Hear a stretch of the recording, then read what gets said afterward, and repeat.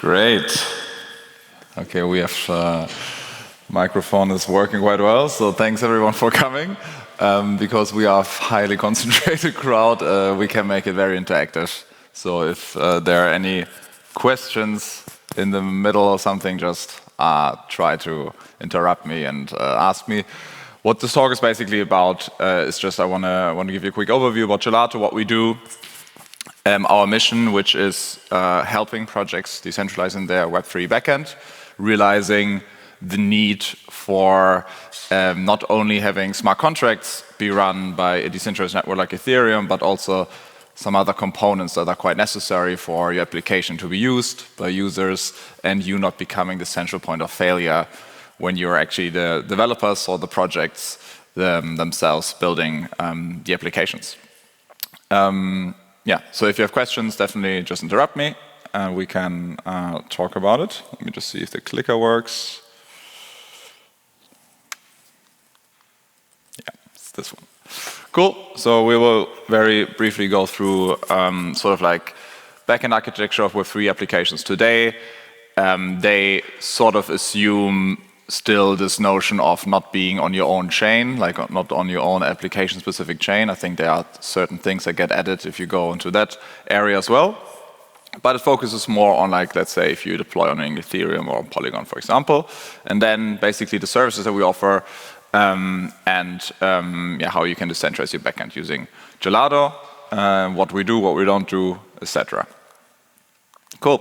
So this is sort of, I think, many people when they join the space and they, let's say, on the hackathon like here, they think about how the application will look like from an architecture point of view. They got their front end, they got a couple of smart contracts, and they think, okay, hey, the smart contracts will be my backend, and that's sort of it for most parts. I can write my business logic in there, I can get my data storage in there, but of course we all know this isn't really everything that is needed, and sophisticated applications look quite different to that. And there are several problems with smart contracts, or not problems, but limitations from smart contracts that make it so that you need a bunch of other things actually to build really scalable, sophisticated, and user-friendly Web3 applications. And so the first one that we realized with Gelato very early on is that yeah, smart contracts are actually not that smart. They're quite dumb. They just store some business logic, they store some data, some state, but they don't really self-execute their business logic, or they don't have this notion of event-driven execution or recurring execution, cron jobs, these type of things. And so for a lot of use cases, you need that sort of outside, you require an outside impulse to your smart contracts and actually to move data from A to B and to change state and to actually execute the business logic that you define within them. And this is actually quite interesting because smart contracts, they're not smart. Then, of course, we all know blockchains are very isolated environments. You need that sort of deterministic nature of an EVM or any other sort of contained virtual machine. And that means that you can't have them talk to, or it's not natively supported to talk to the outside world, because you would introduce a bunch of uncertainty to the underlying blockchain. And so you need, again, other middleware to actually enable you to communicate to, let's say, a Web2 server or something else. Then we all know the user experience is terrible because we still require users to interact directly with the blockchain rather than sort of making it so we have this abstraction layer and we interact on their behalf on the blockchain, which is sort of like letting users directly write in your database or something in Web2 world using some queries or whatever, or calling APIs themselves, even though through like a Chrome extension, but sounds also weird.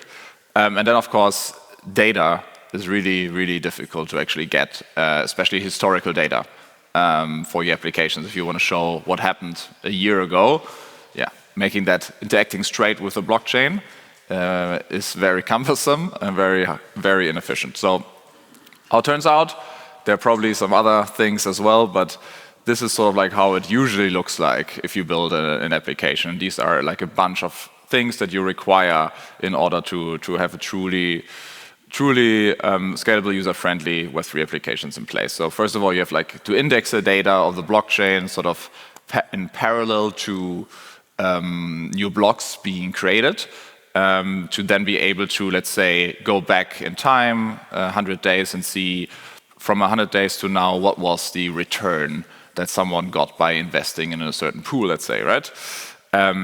This sort of like helps you solve this issue about data indexing and making it available. For that, you of course need databases. Sometimes you can opt in for centralized ones.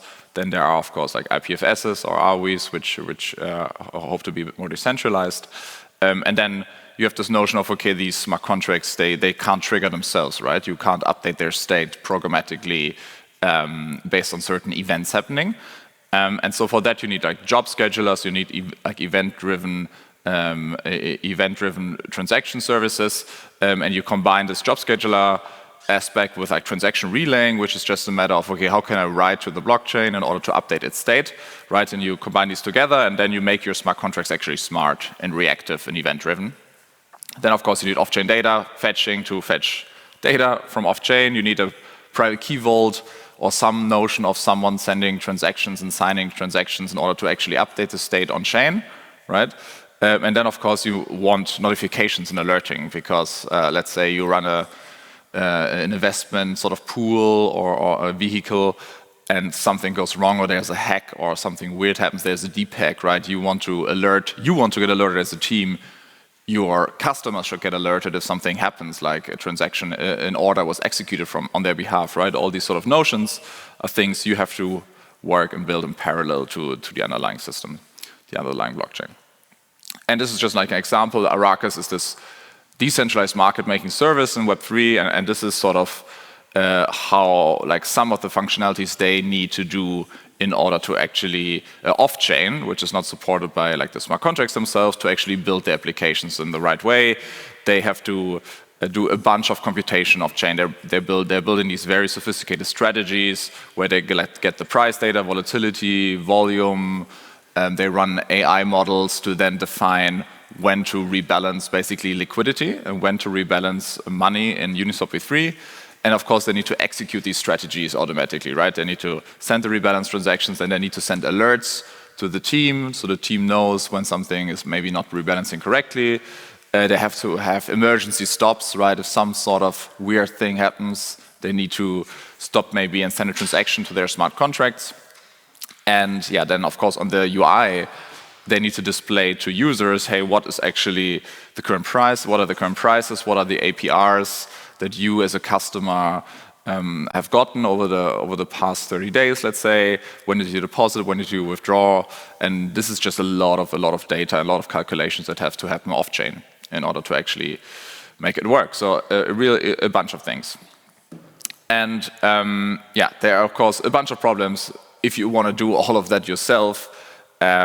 Just from a like managerial point of view, like the first ones, but then at the end, like the sort of notion of centralization.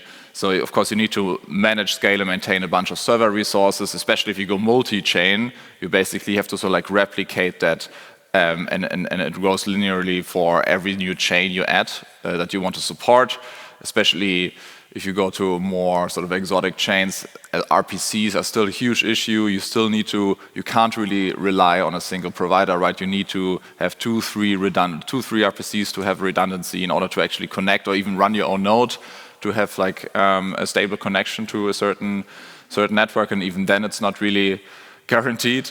And then you need to, maybe if you use other providers, you need to pay a bunch of them in different tokens and deposit them here, and your money is fragmented. Of course, there's this notion of private key storage, which is always very sensitive. But then if you do that all yourself, then, well, you basically become the central point of failure within your system. I think Michael from Liquidity did a great talk 2 days ago about like why decentralization matters, right? Your application, the goal is your application shouldn't be just be able to switch off if someone comes in, right, or demands that you do something. But if you control all the data, if you control the system that actually sends transactions to updates the state, then basically the application will be made useless if you don't have a more decentralized system where yeah, it can withstand some sort of censorship attack. Yeah, And this is sort of like what we try to do at Gelato. We try to help you with that and build your smart contract Web3 applications in a more reliable, user-friendly, and scalable way without trying to sacrifice decentralization and censorship resistance. This is sort of like the high-level goal. And for that, we really have like 3 main services that try to solve that or solve parts of the aspects. We don't do everything. There are other really cool middleware providers in the space that do a bunch of other really useful and interesting things. What we're really focusing on is like the smart contract automation part, helping you to do this event-driven, recurring transaction, like writing to the blockchain system. So whenever an event gets fired, you want to react to it and send a transaction. You want to check certain conditions off-chain every minute or so. This is what our automation service helps you. Web3 functions, I think I had a talk on Friday about it. It's really about bringing that notion of like writing to the blockchain programmatically on your behalf, but like using off-chain computation and data. Like you used to just be able to define smart contracts, and these smart contracts where you are like on-chain sort of computation environments that would tell Gelato when to execute a transaction. But now with Web3 functions, you can write like a TypeScript file off-chain that you deploy to IPFS, let's say. You say to Gelato nodes, please run that particular basically backend sort of Lambda function for me based on certain events happening or every minute. And then if the logic is met, please execute. That's, for example, what Arrakis is using. If they are running strategies off-chain, they're using these functions that are being called, let's say, every time someone swaps in Uniswap, they will trigger this logic off-chain, which then sees, okay, can I rebalance my liquidity to now, again, like create some spread in the market that I want to achieve, right? This is all based also on like transaction relaying, which is just this notion of like, hey, help me get transactions written to the blockchain. And next to that, of course, you still need a bunch of other things. You need data storage, like an IPFS or Arweave. You need like indexing, like the graph, for example, right? You can actually, on top of Web3 functions, also add for more data integrity stuff like pull-based oracles, where you can actually pull data from oracles in and then run some logic on this and see if you want to send a transaction on-chain to update the price, actually, and then you can do it, right? So it's really focused on this computation and then writing to the blockchain for you. And this is sort of like how it works. Gelato consists of a bunch of validator nodes, Gelato nodes. These are right now whitelisted parties that we onboard case by case. Some of them are, for example, like staking facilities that they're, I think, also the biggest Lido node operators, Beware Labs, and some others. And what they do is they run this sort of like base client where they have to stake gel in order to get whitelisted and have to undergo some sort of whitelisting criteria. And then they can choose that they want to run some of these services. They can run like an automation service, just a transaction relaying service, Web3 function service. They all have different sort of, it's like a microservices-based system, so you can sort of opt in what you want to do. But if you want to optimize and increase your, or maximize your revenue, you basically want to run all of them because it provides you with most work. And for all of this work that you run, you actually get paid as a node operator. So there are 2 sort of fees in the Gelato system. They depend also on the services. There's one is a computation-based fee and one is transaction-based fee. Every time, let's say, you need to run a Web3 function, which is like this Lambda function, right? Off-chain, on behalf of a project, you incur, of course, some CPU costs, some memory, some RPC costs, and so on. And for that, you basically charge the project. We built this whole like payment system, like an off-chain payment system, which is super efficient, where you deposit USDC on Polygon, and you can pay for computation, and you can pay for transaction on all chains, on Ethereum, on Binance Chain, Avalanche, Arbitrum, whatever, just with depositing USDC on Polygon, or you can deposit USDC on Arbitrum, and you can pay for transaction on Optimism, right? So it's all handled and abstracted from you under the hood, with Gelato basically fronting the network token always. And that money basically gets deducted for all users in certain intervals. So we push basically Merkle routes that define the state of everyone's balance on Gelato every like half an hour or so to all the chains, and this updates their cost basically that they incur with us. And yeah, if you basically run this computation off chain, and then you might end up in sending a transaction on chain, and this is really what Gelato is about. then you actually sign a message, you send it to another party, which are executor node operators, and these executor node operators, they are just very sort of simple, dumb parties. They just like take transactions and they have to follow certain rules, like go via flashbots, go via this private gateway, or go there, and then they get the transaction mined on chain. The goal for us right now is to make it so that everyone in the world can run these executors to actually send the transactions on chains, and then the validator set is a bit harder to make completely permissionless because there's some non-deterministic nature to that and some data integrity that is important to uphold. So there, we are right now basically making this approach of whitelisting people, whitelisting individuals, companies and projects in the space that have reputation that will run this according to our spec. But yeah, as soon as the transaction gets on chain, you hit the protocol, it does some checks like, hey, does this node have sufficient stake and stuff, sends it to the target contract, which might be MakerDAO, let's say, and then gets it mined. To give you a bit of context for like our automation service, let's say, you have these, let's say, like 3 customers that you probably know, like Yearn. Like, how does Yearn use it? Yearn uses our automate system to just harvest the rewards and fees of these vaults that they run, right? So they pool DAI from everyone, they put it into Aave or another protocol, they harvest some yield farming rewards there and some fees, and then they sell them all in one batch every day or so, and then recompound it into the pool. And so your assets increase in value over time there. MakerDAO has a bunch of in-protocol related tasks they have to do. They have to change parameters based on votes and do a lot of like cleanup, sell fees that are incurred and burn to Maker and these sort of things, all these operations that have to happen under the hood. That's what they use Gelato for, to automate that. They actually build a very nice sort of protocol-specific automation system where they can just plug into Gelato and just easily create all of these on-chain. It's actually quite cool. And then Optimism, what they do use it for is they have to constantly push, they have to have these sequences, right? They have to constantly push transactions on-chain, on Ethereum, right? With all the data of the transactions that are being executed on their L2.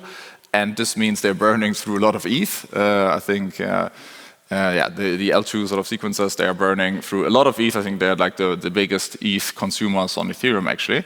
And so these nodes that do that have to be constantly topped up and have to be constantly monitored to have sufficient ETH to pay for transactions. And so what they have the centralized smart contract. This is where they collect all the fees that they collect and all the ETH from their system. And then they have Gelato basically monitor the balances of all these nodes that send transactions, and then they send them to the nodes and top them up periodically in order to make sure their system isn't down and transactions get executed on chain. So this is like a common use case there, topping up systems, monitoring this, and then they can actually send alerts when these transactions are sent and so on.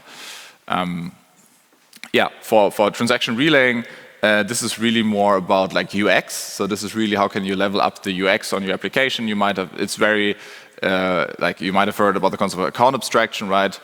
Transaction relaying is a big part of it. And especially the problem here is not really like how can I get my transaction included in the chain, right? You have like concepts like use operations in ERC-4337 that you can use. You can use traditional just transactions where you just send a transaction via the regular, like ERC-4337 is just a different mempool that you can use, so to say, to get transactions mined. You can also use the regular mempool, or you can use flashbots, right? But it's really about the payment. So how do you pay for these transactions, and how can you as a project sponsor a transaction? How can users use tokens, let's say, that are in their Nozosafe to send transactions and pay for transactions? And this is where like this whole relay system comes together. It has a multi-chain payment system which works across many chains. And as a couple of use cases, for example, the Safe team, I think it was actually 2 days ago or 3 days ago, integrated Gelato Relay on their UI. So you can now, I think they're starting with Gnosis Chain, you can now basically rather than having some signer of your Nozosafe multisig have to send the transaction, you can just like click a button and then Gelato will send it on your behalf if all the signatures have been collected. So you don't, especially if you have safes on multiple chains, you don't always want to like bridge your funds over to all the chains to then have someone that can click the button and send the transaction. So yeah, you can basically just click a button and have Gelato do it, and they will roll it out on all the other chains, right? So at some point, no one has to pay for transactions anymore when sending transactions on the Safe app. And we're actually working on a system right now. They're sponsoring it, so the Safe team is sponsoring all these transactions. Gnosis chain is quite cheap, so I think it's not breaking their bank. But we were actually working with them on a way where we can use the funds in your Gnosis Safe to pay for the transaction. So you just have to collect the funds in your Safe, and then you pay Gelato in the transaction with that. Connext is basically doing the same. They had this cross-chain messaging protocol or bridge. If you send a transaction on the home chain, they will send a transaction for you on the destination chain to bridge your assets, let's say, and they actually use Gelato's relay system under the hood. So the only thing they have to do is they have to deal with the liquidity of having sufficient assets on chain A and chain B, and they have to deal with the security of the system to make sure that the data is correct. And the user is actually allowed to mint tokens here and burn them here. And for all the transaction part, they use our relay system. And then, of course, you have like gasless NFT drops. Renault did one with us last year in December, for example. And this is just very cool, especially if you combine it with like smart contract wallets and web3 auth to have really like a super seamless user experience. I demoed it in the workshop on Friday, where you can literally just sign up with like your Gmail and then mint some NFT and they pay for it, right? So it's really cool. Web3 functions is our like newest system, right? And there I'm super excited about, and we just like rolled it out very recently. But there, what we are seeing is that projects leverage it to basically what you can do is you can call off-chain APIs, right? And then run some computations and transactions based on that. And how projects are using it is before something like Web3 functions, if you wanted to, let's say, periodically sell, let's say you accrue fees in your protocol and you want to sell them, right, to your native token to USDC, let's say, right, you had to build like a smart contract that routes through SushiSwap, Uniswap, Curve, whatever, to always tap into like liquidity. And now this whole routing, you can just do off-chain with like 1inch, call the 1inch API, and then just like send the transaction on-chain. And you basically save a ton of smart contracts. And this is actually something we see more and more.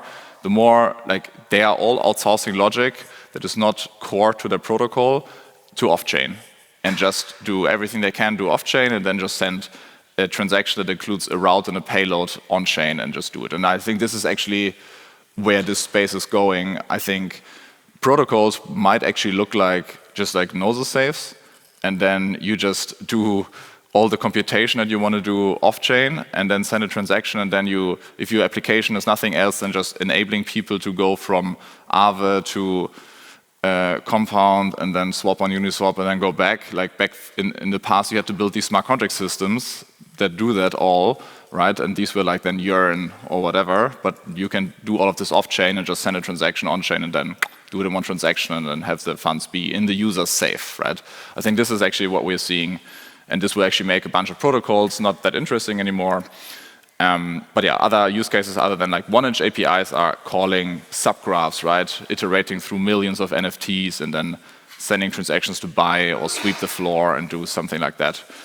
So yeah, these are a bunch of use cases we see, but also like prediction markets, dynamic NFTs, etc. So yeah, this is sort of like the Web3 function service and some use cases there. Yeah. And what's the mission here for us over the long run is we tried with Gelato to get as close as possible to Ethereum's security and decentralization.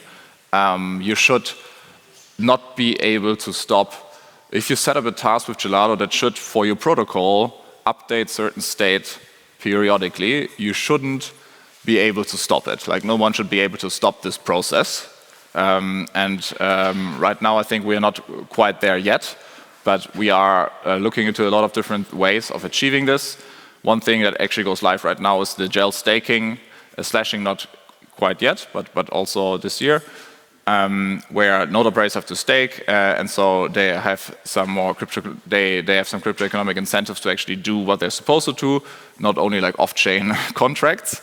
Then we're actually looking into having Ethereum nodes run Gelato clients as well through something like Eigenlayer, let's say, where we would like open up the system to not only allow gel stakers to run nodes, but also ETH stakers, basically.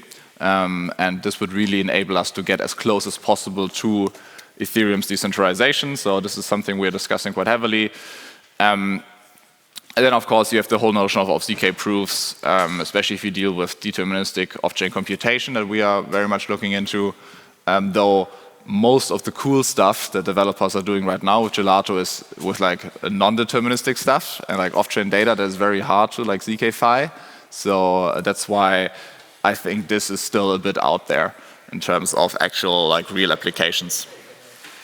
Yeah, I think we're also like right on time. So this is some of our ecosystem map, a bunch of projects that we work with. Maybe one of your projects is also on there. Yeah, and if you are building something and need something like what we do, definitely reach out to us, let us know. And yeah, I think that's already it. Thanks for coming here this morning, guys. And if you have questions, just shoot at me.